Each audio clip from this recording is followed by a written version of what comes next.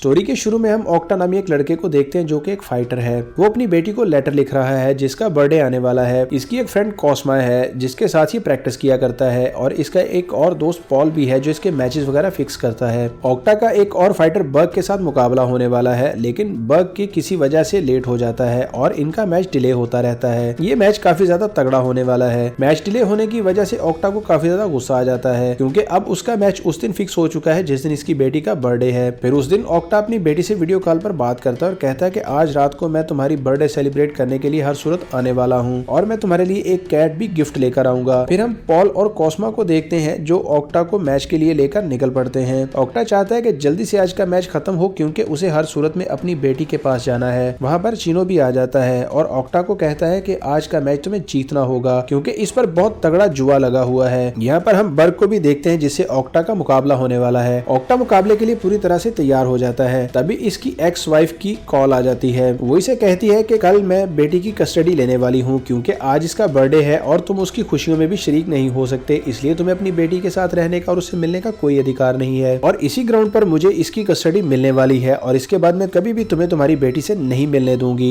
Octa उसे बहुत request करता है कि ऐसा मत करना, मैं आज की रात हर सूरत जरूर आऊंगा, तो फिर हम लोग बैठकर बात करेंगे। ऑक्टा इस कॉल के बाद काफी ज्यादा परेशान हो जाता है और वो मुकाबला छोड़कर अपनी बेटी के पास जाने का फैसला करता है। तभी पॉल ऑक्टा को समझाता है। ऑक्टा कहता है कि वो मैच नहीं खेलेगा। ये कहकर वो वहाँ से जाने लगता है। तभी वहाँ पर दूसरे लोग भी ऑक्टा को आकर रोकने की कोशिश करते हैं क्योंकि इनका भी बहुत सारा पैसा इस मैच के ऊपर सिट्टा लगा हुआ है। ऑक्टा के पास अब सिर्फ 60 मिनट बाकी थे। वो अपनी घड़ी के ऊपर वॉच टाइम लगा देता है। इसे 60 मिनट में हर सूरत अपनी बेटी के पास पहुंचना है। अगर वो नहीं पहुंचा तो उसकी एक्स वाइफ इसकी बेटी की कस्टडी ले लेगी। ऑक्टा के फाइट छोड़ने की वजह से बहुत सारे लोगों के पैसे डूबने वाले थे, इसलिए वो इसका पीछा करके इसे पकड़ने के लिए निकल पड़ते हैं। ऑक्टा वहाँ से निकलते ही एक कैब में सवार होता है और ड्राइवर को वहाँ से जल्दी निकलने का बोलता है। चीनो के लोग भी इसका पीछा करने लग जाते हैं। कैब ड्राइवर एक शॉर्टकट से ले जाने की कोशिश करता है लेकिन आगे रास्ता बंद होता है और पीछे चीनो के लोग भी आ जाते हैं। ऑक्टा वहाँ से निकलकर पैदल ही भागने लगता है, तभी चीनो के लोग भी इसके पीछे आ जाते हैं। एक जगह पर जाकर ऑक्टा फंस जाता है क्योंकि आगे चीनो खड़ा होता है और पीछे इसके गुंडे। चीनो कहता है कि चुपचाप गाड़ी में बैठ जाओ। ऑक्टा उसे मैच खेलने से मना कर देता है। गुंडे ऑक्टा को पकड़ने की कोशिश करते हैं, तभी इनके दरमियान फाइट शुरू हो जाती है और ये लड़ाई काफी जबरदस्त होती है क्योंकि ऑक्टा मार्शल आर्ट्स का माहिर होता है। चीनो कहता है कि इसे जल्दी से बेहोश करो और गाड़ी में डालो। गुंडे ऑक्टा को काबू करके बेहोश करते हैं और गाड़ी में डाल देते हैं। ऑक्टा को गाड़ी में थोड़ी देर बाद होश आता है तो वो गाड़ी में ही इनकी दोबारा से धुलाई शुरू कर देता है और वो चीनो को भी जोरदार पंच मारता है और गाड़ी से उतरकर भाग जाता है। गुंडे फिर से इसका पीछा करने लग जाते हैं और इसे पकड़ने की कोशिश करते हैं। ऑक्टा गुस्से में इनको पीट कर वहाँ से भाग जाता है। तभी से पॉल की कॉल आती है और वो कहता है कि चीनो का बहुत सारा पैसा तुम पर लगा हुआ है, अगर ये पैसा डूब गया तो तुम्हें नहीं छोड़ेगा, तुम वापस आ जाओ और हर सूरत में फाइट करो, मैं मैच डिले करवा देता हूँ। लेकिन ऑक्टा गुस्से में कहता है कि वो मैच नहीं खेलेगा चाहे जो भी हो जाए। तभी चीनो के लोग भी इसके पीछे आ जाते हैं। ऑक्टा भागकर अपने जिम में वापस आ जाता है। चीनो के लोग भी इसका आके दरवाजा तोड़कर जिम के अंदर आ जाते हैं। वहाँ पर कॉस्मा और जिम के लोग भी मौजूद होते हैं। इनकी गुंडों के साथ वहाँ पर फाइट शुरू हो जाती है। ऑक्टा के लोगों में और चीनो के गुंडों में वहाँ पर काफी देर फाइट होती है। ये लोग चीनो के गुंडों की काफी जमकर धुलाई करते हैं। तभी ऑक्टा ऑफिस में जाकर कॉस्मा को कहता है कि इनको रोको, मुझे हर सूरत यहाँ से जाना होगा क्योंकि मेरी बेटी का बर्थडे है। कॉस्मा कहती है कि तुम निकलो, मैं इनको रोकती हूँ। ये कहकर ऑक्टा वहाँ से भाग जाता है। एक गुंडा इसे भागते हुए देख लेता है। कॉस्मा इसको रोकने की कोशिश करती है तो ये गुंडा अपनी गन निकाल लेता है। कॉस्मा और इसके साथी डर जाते हैं। तभी ये गुंडा वहाँ से भागकर ऑक्टा के पीछे चला जाता है।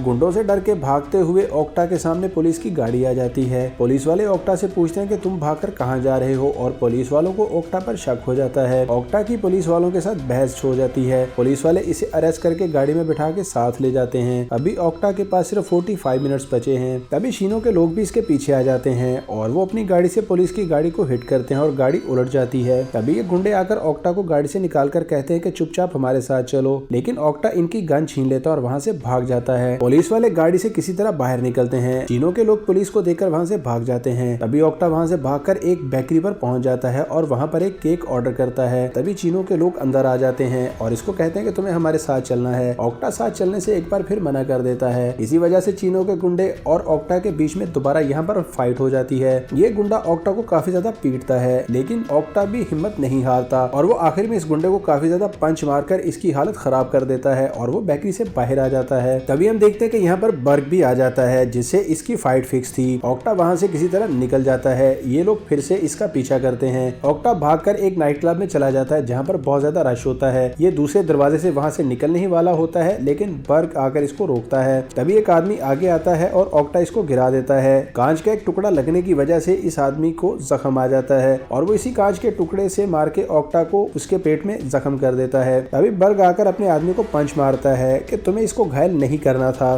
तभी वहाँ पर बर्ग और ऑक्टा के दरमियान में फाइट शुरू हो जाती है, लेकिन ऑक्टा घायल होने की वजह से काफी बुरी हालत में होता है। वो इसे उठा कर पटक रहा होता है। ऑक्टा की हालत इस फाइट के दौरान काफी ज्यादा खराब हो जाती है, लेकिन वो अपनी हिम्मत जुटाता है और वो हार नहीं मानता। फिर उसे याद आता है कि मुझे अपनी बेटी के पास हर सूरत पहुंचना है, इसलिए वो गुस्से में आके बर्ग को बहुत सारे पंच मार के गिरा देता है और वहां से भाग जाता है। बर्ग भी उठकर इसके पीछे भागता है। तभी बाहर एक बाइकर आता है जो ऑक्टा को कहता है कि मुझे पॉल ने भेजा है तुम्हारी मदद के लिए। इस तरह ऑक्टा चीनो के लोगों से बचकर वहां से निकल जाता है, लेकिन वो बाइकर उसे एक सबवे में लाकर ड्रॉप करता है और कहता है कि आई एम सॉरी। तभी वहां पर कुछ और गुंडे आ जाते हैं जो इसको हाथ पांव से पकड़कर बांध देते हैं और वहां पर एक लेडी आ जाती है। इसके साथ बहुत सारे आदमी भी होते हैं। वो लेडी से पूछती है कि आखिर तुम आज की फाइट क्यों नहीं करना चाहते। तो ऑक्टा उसे बताता है कि मुझे अपनी बेटी के पास जाना है और मैं उसको किसी भी सूरत में मिस नहीं कर सकता। तभी वो लेडी इसको बताती है कि चीनो ने हमसे बहुत सारा पैसा लेकर तुम पर सट्टा लगाया हुआ है और हमारा पैसा तो डूब जाएगा, इसकी भरपाई कौन करेगा। तभी वो इसे बांधकर इसके ऊपर ऑयल छिड़क देते हैं, यानी कि वो इसे यहाँ पर जिंदा जलाकर मारने वाले थे। और वो औरत कहती है कि ठीक है, तुम्हें नहीं लड़ना तो तुम मत लड़ो। ये कहकर वो गाड़ी में बैठकर चली जाती है और इस लेडी के कुछ गुंडे यहाँ पर रुक जाते हैं। ये लोग यहाँ पर चीनो का वेट कर रहे होते हैं। ये लोग चीनो को भी ऑक्टा के साथ ही यहाँ पर मारने वाले थे। ऑक्टा जिस चेयर से बंधा होता है वो इसके साथ ही उठकर वहाँ से भाग जाता है और वो एक ट्रेन में चढ़ जाता है। इस तरह से वो गुंडों से बच जाता है। ट्रेन में एक छोटा लड़का ऑक्टा की रस्सियां खोल देता है, जिससे इसे काफी ज्यादा शांति मिलती है। ऑक्टा ट्रेन से उतरता है तो सामने ही उसे बर्ग नजर आता है। ऑक्टा वहाँ से छुपकर भाग जाता है। जब वो स्टेशन से बाहर आता है तो वहाँ पर इसे पॉल मिलता है। ऑक्टा को पता चल चुका है कि पॉल इसको बार बार ट्रेस कर रहा है, जिस वजह से गुंडे इसके पास पहुंच जाते हैं। ऑक्टा पॉल को कहता है कि तुम मेरे साथ धोखा कर रहे हो। पॉल कहता है कि मैं खुद बहुत बुरा फंसा हुआ हूँ। पॉल ऑक्टा से माफी मांगता है और कहता है कि तुम्हें वापस जाना चाहिए और तुम्हें फाइट करनी चाहिए। ये लोग बहुत ज्यादा डेंजरस हैं, ये हमें मारने वाले हैं क्योंकि इनका पैसा जो डूब चुका है इसका बदला वो हमें मारकर ही लेंगे। ऑक्टा पॉल को कहता है कि तुम यहाँ से दफा हो जाओ वरना तुम मेरे हाथों मारे जाओगे। पॉल वहाँ से चला जाता है और ऑक्टा वहाँ से एक स्कूटर लेकर सीधा अपने पेरेंट्स के घर पर आ जाता है। यहाँ ये अपने जख्म की पट्टी वगैरह करता है। तभी इसे पॉल की दोबारा कॉल आती है और वो इससे माफी मांगता है और वो पूछता है कि तुम कहाँ पर हो, मैं तुम्हारी मदद करना चाहता हूँ। ऑक्टा उसे गलत लोकेशन बता देता है। पॉल कहता है कि ठीक है, मैं भी वहाँ पर आ जाता हूँ। फिर हम देखते हैं कि चीनो ने गन पॉइंट पर पॉल से ये कॉल करवाई थी, लेकिन ऑक्टा पहले ही समझ गया था, इसलिए इसने इसको गलत लोकेशन बता दी। ऑक्टा यहाँ से निकलकर कैट खरीदने के लिए जाता है। अब इसके पास सिर्फ 9 मिनट बचे हैं। कैट खरीदने के बाद ये उस लेडी के गुंडों को कॉल करता है जिन्होंने इसको पकड़ा हुआ था और वो उसको वही लोकेशन बताता है जिसका इसने कॉल पर पॉल को बताया था और वो कहता है कि चीनो तुम लोगों को यहाँ पर मिलने वाला है।